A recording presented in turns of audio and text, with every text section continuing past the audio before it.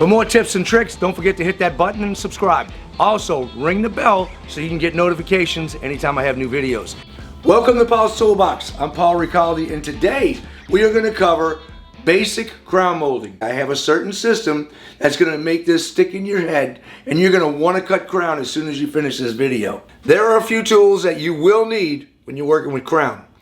A miter saw is one. You don't have to have an expensive one. I show tips on how to use a really inexpensive one, a very cheap one from Harbor Freight, and I was able to cut this 4.5-inch crown with it. You can go to my website, paulstoolbox.com, and check out all of that, because I'm going to have a series of videos showing you every little tip and trick that I know when it comes to trim work and crown work. Right here, you will definitely need one of these.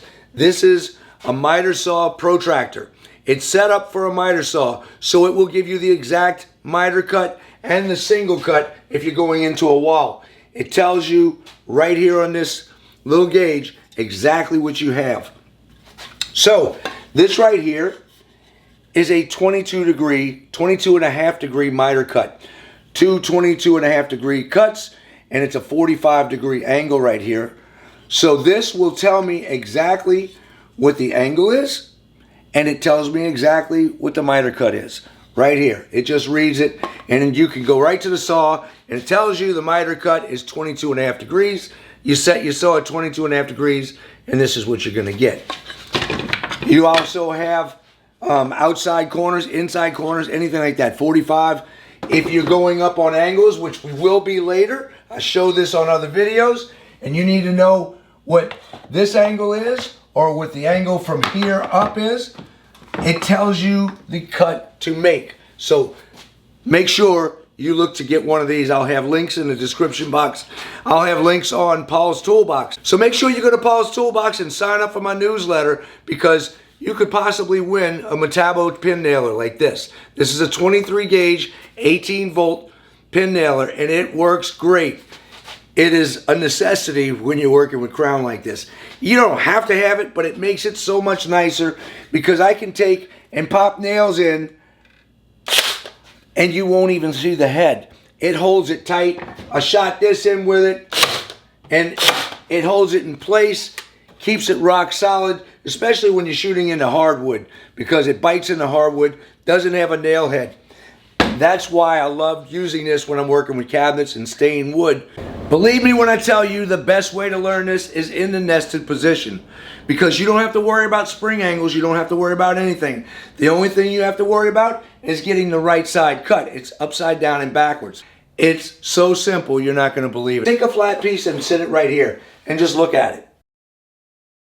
Left side, flip it over here. Now we just take it upside down.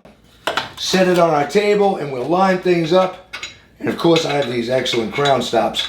You don't have to have something this fancy if you're just starting off, but if you get into some serious construction, you want one of these. This is an awesome fence. It's made by Fast Cap, and it's made to go on this specific saw. You want this to be totally flush right here and here.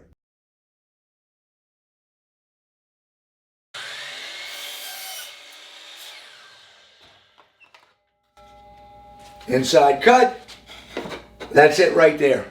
Now for my right side, I need to stay on the right side of the blade. We take it back over to the saw. We set it upside down, remember?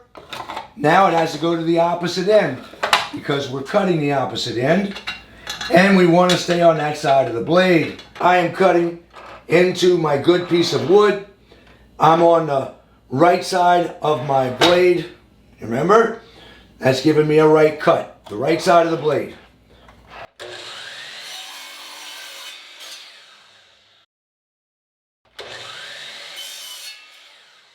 So I'll glue this together real quick.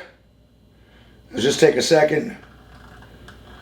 Another Fast Cap product. This is Fast Cap 2P10 glue. Check it out, outside cut. I need this on my left side, right?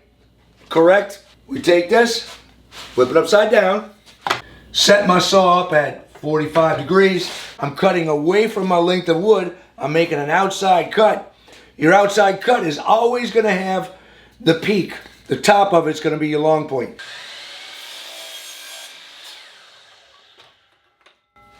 Outside cut sits just like that. So let's make the other cut and see how it looks.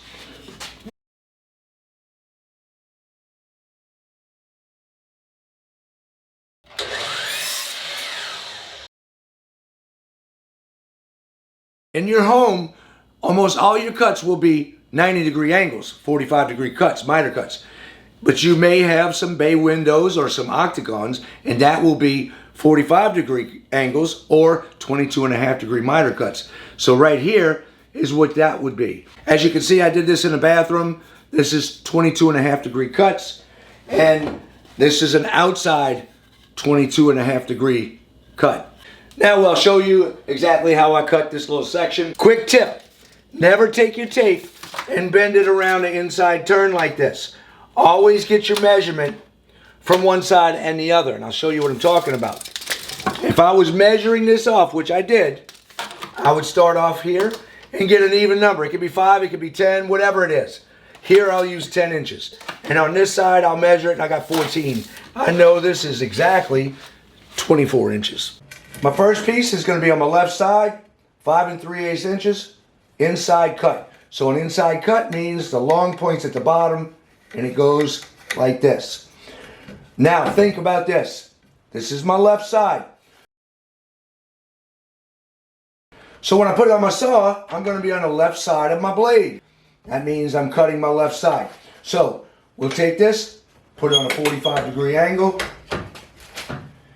Once it's locked in, this holds it in place.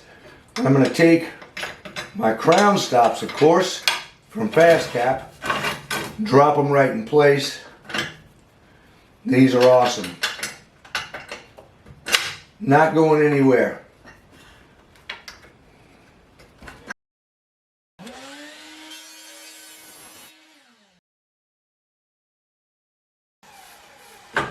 Now we have the opposite cut, remember? 5 3/8, same thing. We're going to make this opposite cut, bring it back over here.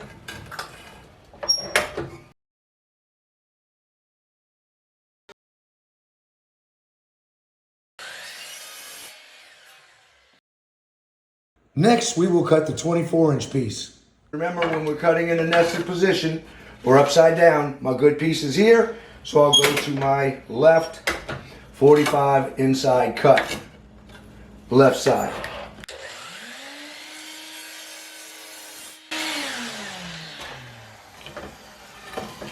Come back over here. Let's get our measurement.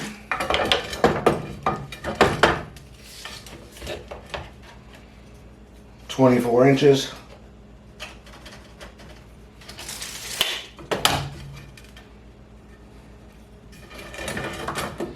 And again, inside cut.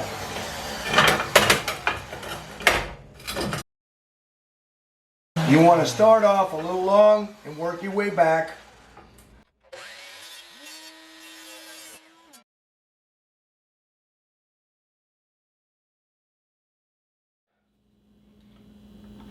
I always put it toward the back side.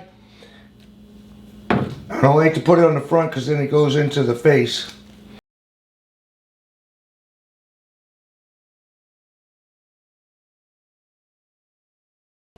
Get it right just like this.